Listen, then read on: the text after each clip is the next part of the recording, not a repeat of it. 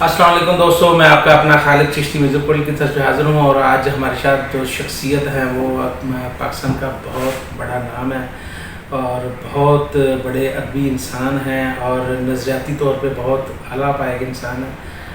Doctor Iftikhar بخاری صاحب کاسمو club کے president ہیں۔ بخاری صاحب السلام علیکم۔ وعلیکم السلام۔ اچھا بخاری صاحب، آپ ماشاءاللہ نظریاتی آدمی بھی ہیں، آپ انقلابی انسان بھی ہیں، اور آپ کی سوچ جو ہے وہ بالکل بہت اچھی سوچ ہے اور زبردست سوچ ہے۔ اب مجھے یہ بتائیں، زندگی کا جو مقصد ہوتا ہے یا مقصدیت ہوتی ہے وہ آپ کے نظریے کے مطابق کیا ہے؟ جی اس پہ بات کرتے ہیں۔ جی السلام علیکم خالد چشتی صاحب، آپ نے بہت اچھے سوال کیے اور ہمیشہ آپ سوالات کرتے ہیں تو اس سے انسان خود بھی اپڈیٹ ہوتا ہے۔ آپ نے انسانی زندگی کی مقصدیت کے بارے میں سوال کیا ہے کہ میں ایک نظریاتی آدمی ہوں تو میری زندگی کا مقصد کیا ہے۔ تو ہم یہ سمجھتے ہیں کہ وہ انسان جس کی زندگی کا مقصد ہی کوئی نہیں ہے، جو بے مقصد زندگی گزارتا ہے یا جس کی سوچ افضل نہیں ہے، تو وہ جانوروں سے بھی بدتر زندگی گزار رہا ہے۔ بہت سے جانور ایسے ہیں کہ جنہیں ہم سمجھتے ہیں کہ وہ بھی انسانیت کے کہیں کام آ جاتے ہیں۔ ان میں سے وہ گدھا بہتر ہے جو مال برداری کرتا آ رہا ہے صدیوں سے، وہ گھوڑا بہتر ہے جس پہ انسان نے سواری کی ہے، وہ بیل بہتر ہے جسے ذبح کر کے گوشت کھاتا ہے انسان، اس کے جوتے بنا لیتا ہے۔ ان لوگوں سے بہت افضل اور بہت بہتر ہے جن کی سوچ پست ہے یا جن کی سوچ سطحی ہے۔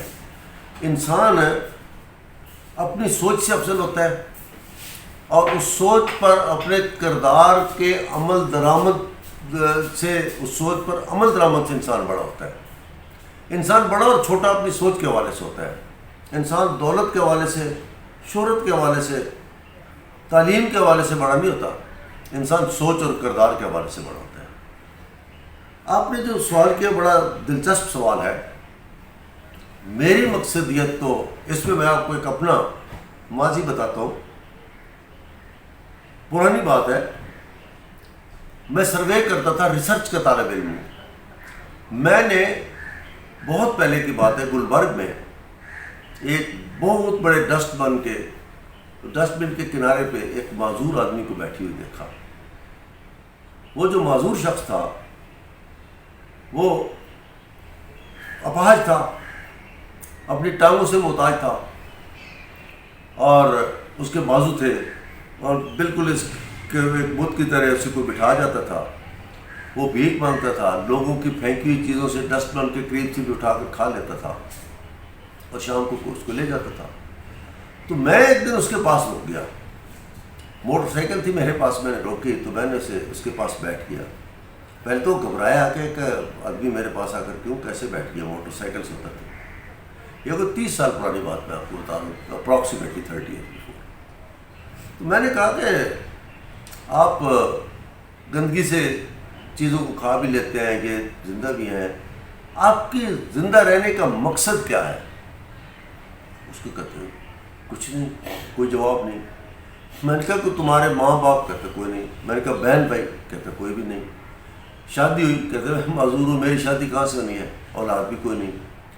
کون؟ بس ایک آدمی پتہ نہیں، مجھے تو یاد بھی نہیں اس نے مجھے کہاں سے لیا پالا، میں معذور تھا بچپن سے، کہیں میری ٹانگیں کٹ گئی تھیں تو پتہ نہیں کدھر ہے وہ، میرے ماں بھی ہے باپ بھی ہے، سارا کچھ ہے، مجھے بٹھا جاتا ہے، شام کو پیسے اکٹھے ہوتے ہیں وہ لے جاتا ہے، کبھی کبھی ہفتے میں 10 دن میں مجھے نہلا بھی دیتا ہے۔ تو میں یہ ہے کہ میرے اس طرح سے میری زندگی گزری۔ تو میں نے پوچھا کہ تم کیوں زندہ ہو؟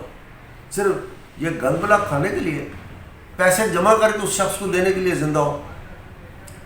یا کم از کم تم یہی سوچ لو کہ میں لوگوں کے لیے عبرت کے طور پر زندہ ہوں، مجھے دیکھو اور یہاں پہ لکھ کے لگا دو کہ یہ بھی زندگی ہے۔ اس معاشرے کے منہ پر تمانچہ ہے کہ ایک معذور آدمی سڑک کے کنارے بیٹھ کر بھیک مانگ رہا ہے، یہ اس ریاست کے منہ پہ بھی تمانچہ ہے اور اس معاشرے کے منہ پہ بھی تمانچہ ہے۔ میں نے کہا یار تم اگلے اس دنیا میں اگر رب نے تمہیں ہو مسلمان؟ کہتا ہے ہاں میں مسلمان ہوں، کلمہ گو ہوں۔ تو میں نے کہا رب نے اگر تمہیں دنیا میں معذوری دی تو اگلے جہان میں تمہارے لیے کچھ بہت اچھا رکھا ہوگا، تو ایسا کیوں نہ کریں کہ میں تمہیں ایک زہر کا انجیکشن دے دیتا ہوں، جان چھڑواؤ دنیا سے، کیا کرتے ایسے؟ تو تم گھبرا گیا، انہوں نے چیخنا شروع کر دیا، شور مچا دیا۔ میں نے جلدی موٹر سائیکل کو کک لگایا اور نکل گیا، خوف زدہ ہو گیا۔ اتنا اس کے چہرے پہ خوف تھا تو وہ بھی موت سے ڈرا تھا، زندہ رہنا چاہتا تھا. اس حالت میں بھی انسان وہ زندہ رہنا چاہتا تھا بے مقصد زندگی کے لیے. تو پھر میں نے اس کو سوچا، میرے ذہن میں یہ اس شخص سے یہ سوال پیدا ہوا. تو میں اپنے گاؤں میں جا کے، تو ہمارے رشتے میں ایک نانی لگتی تھی، اچھی آسودہ فیملی تھی. میں نے سے پوچھا، نانی آپ کی زندگی کا کیا مطلب، کیا چاہتی ہیں زندگی میں؟ آپ نے بچے بھی پیدا کیے، پوتیاں بھی ہیں، پوتے بھی ہیں، دوتیاں بھی ہیں، دوتے بھی ہیں. تو کہتے پتر افتخار میں چاہنی ہاں کہ اے ہن پوترے پوترے سارے دے بیاہ اپنی اکھاں نال دیکھ لواں، تو پھر بشک میں رب سنبھال لوں. میں نے کہا ماں آپ نے اپنے بیٹوں کے بیاہ دیکھے، اپنی بیٹیوں کے بیاہ دیکھے، اب ان کے پوتیاں پوتے 70 سال سے آپ کی عمر اوپر ہو گئی ہے، یہ 6 7 سال کے 8 سال کے، یہ جب 20 25 سال کے ہوں گے تو تم تو ویسے ہی 90 سال کی ہو چکی ہوگی. تو تم نے کیا 85 90 سال تک زندہ رہ کے پھر تم کہتے ہو رب نے، کیا تمہارا دنیا میں آنے کا مقصد ان کی شادیاں کرنا تھا؟ عجیب و غریب تھا، اس کو علم ہی نہیں تھا. پھر میں نے اپنے دوست سے سوال کیا، اس کے ساتھ میری بہت بیٹھک اٹھک تھی. اس کی 4 بیٹے تھے اور 3 چھوٹی چھوٹی فیکٹریاں تھیں. میں نے کہا یار تمہاری کوئی زندگی کا کیا مقصد ہے، کتنے پیسے کمانا چاہتے ہو؟ کہتا ہے بس یار ایک ہی خواہش ہے، 4 بیٹے ہیں، یہ 3 فیکٹری، ایک فیکٹری اور لگ جائے تو میں دنیا سے سکون سے چلے جاؤں، سارے بیٹے کو اپنے اپنے گھروں میں مل جائیں. کہ تمہاری زندگی کا یہ مقصد ہے؟ یہاں تو سیلاب آتے ہیں، بستیاں تباہ ہو جاتی ہیں، زلزلے آتے ہیں، چیزیں چلی جاتی ہیں، یہ چھوٹی چھوٹی چیزوں کے لیے تم زندگی کو دو پہ لگا کر بیٹھے ہو کہ رب نے تمہیں اس مقصد کے لیے پیدا کیا. بہت ایک حیران کن جواب تھا اس کا.